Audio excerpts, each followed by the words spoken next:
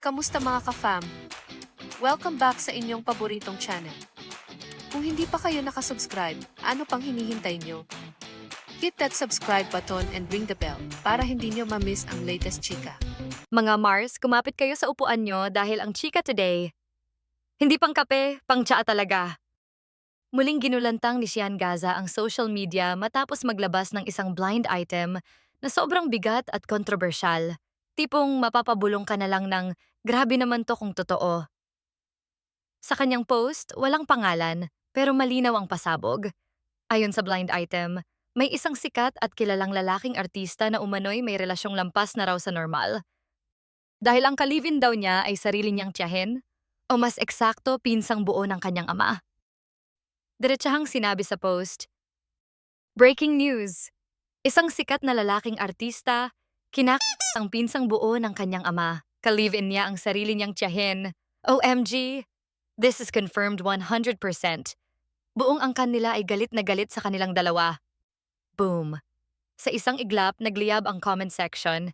May mga nagsabing, grabe naman kung totoo. May iba namang baka paandar na naman.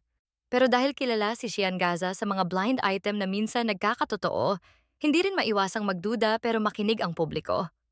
At dito na pumasok ang paboritong libangan ng netizens. Investigation level, NBI. Lalong uminit ang usapan ng maglabas ng panibagong clue. Isang blurred na larawan na iniuugnay sa blind item. Dito na nagsimulang mag-connect the dots ang mga netizens.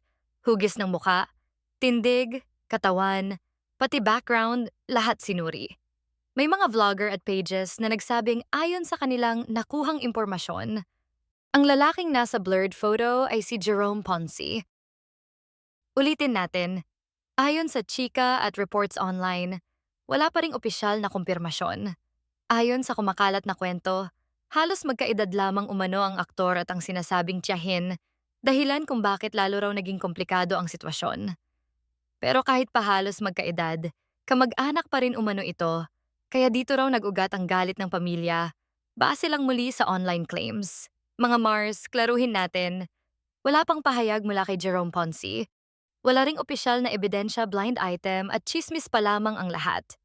Sa panahon ngayon, isang post lang, pwedeng masira ang pangalan ng tao, kaya mahalaga ang maghintay ng totoo at kumpirmado. Pero syempre, aminin man natin o hindi, ang tanong ng bayan ay, may katotohanan ba ang blind item? O isa lang itong malaking paandar para pag-usapan? Kayo, mga Mars, ano sa tingin ninyo? Comment down below. Huwag kalimutan mag-like, subscribe, and hit the bell for more updates. Kita-kits ulit sa next video, mga ka-fam.